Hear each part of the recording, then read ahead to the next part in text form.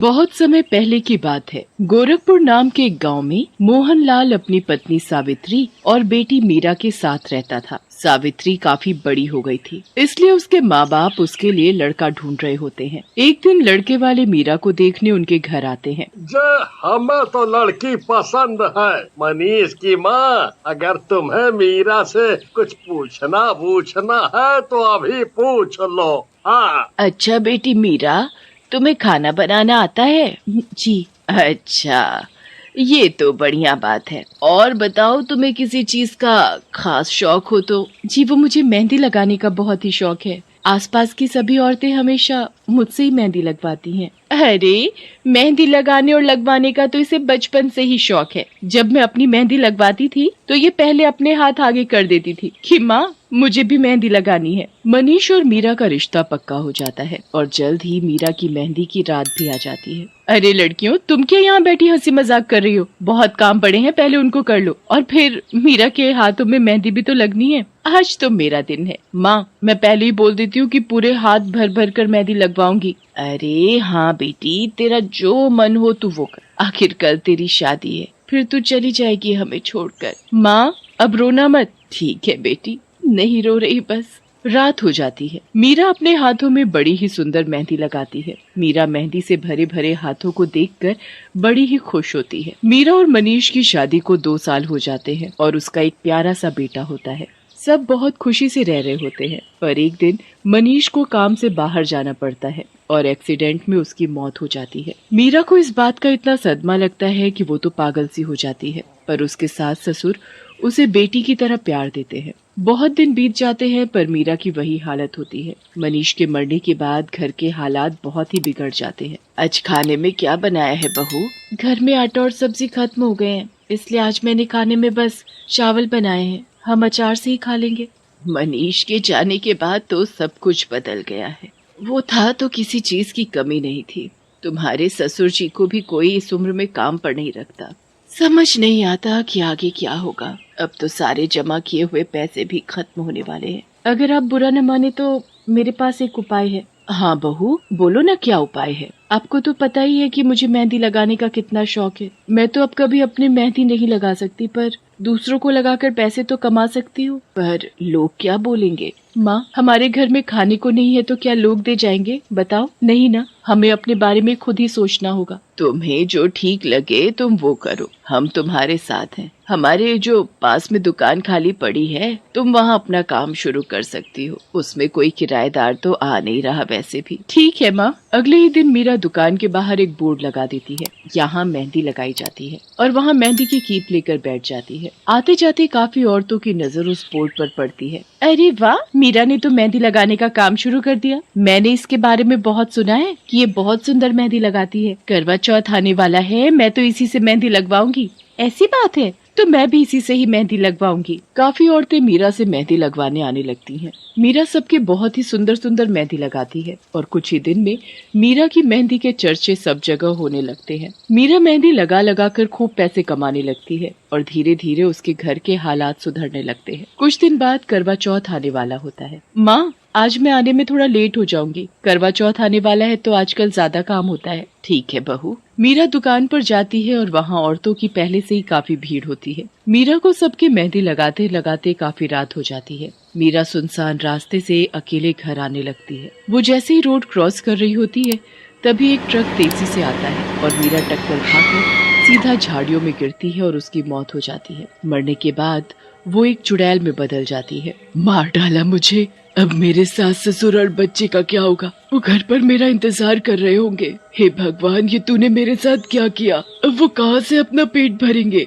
सुबह हो जाती है और मीरा चुड़ैल से बदलकर इंसान का रूप ले लेती है और अपने घर जाती है। पूरी रात कहाँ थी तू? हम लोग कितना परेशान हो रहे थे। तेरा बेटा भी बहुत रो रहा था। वो माँ, काम बहुत ज्यादा था तो मैंने सोचा इतनी रात को घर जाने से अच्छा है मैं दुकान में ही सो जाती हूँ। अपना ध्यान रखा कर बहू, काम के चक्कर में खुद को बीमार मत कर लियो। जी माँ। मीरा दोपहर में फिर से दुकान पर जाकर मेहंदी लगाने लगती है। पूरा दिन वो औरतों की मेहंदी लगाती है और शाम होने से पहले घर जाकर खा पी कर सो जाती है। काफी दिनों तक ऐसे ही चलता रहता है और मीरा के सच के बारे में किसी को पता नहीं चलता। एक दिन मीरा को मेहंदी लगाते लगाते काफी देर हो जाती है।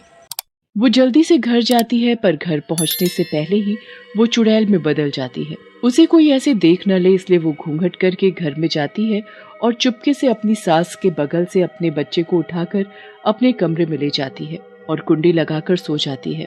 थोड़ी देर बाद मीरा की सास आकर दरवाजा खटखटाने लगती है। कौन है?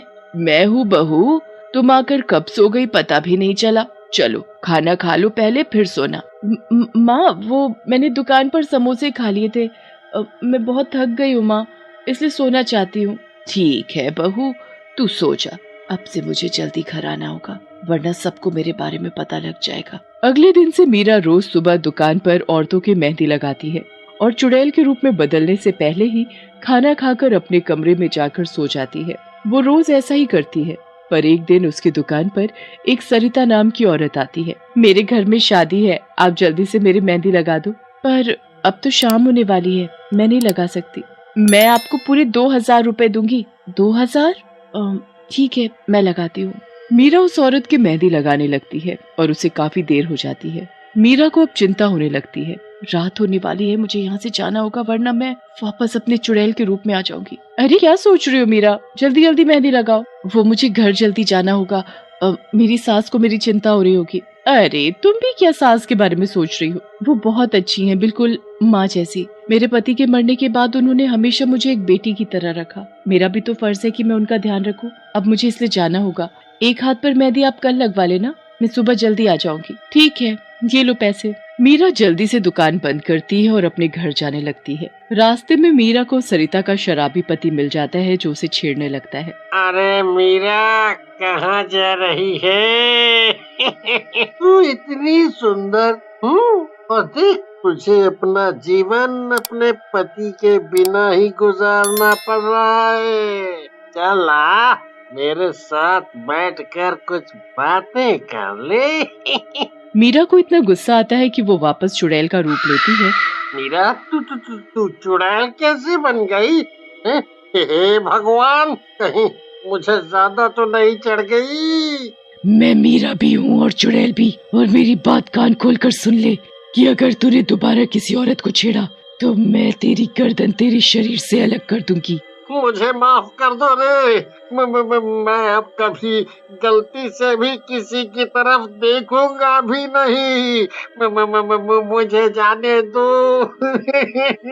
मुझे जाने दो। वो शराबी आदमी मीरा को चुड़ैल के रूप में देखकर बुरी तरह डर जाता है और सीधा घर जाकर अपनी बीवी को सारी बात बताता है। लगता है तुमने आज ज्यादा पी ली है, तभी ऐसी बातें कर रहे हो।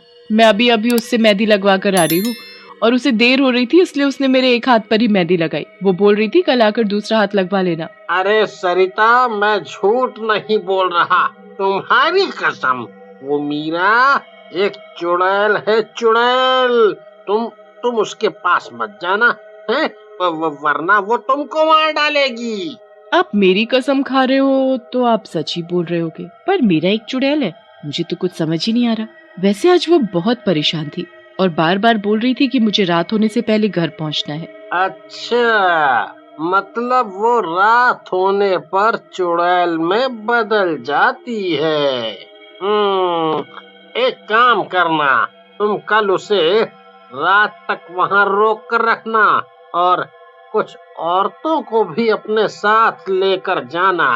सरिता ऐसा ही करती है। अगले दिन वो जबरदस्ती मीरा को रोक कर रखती है।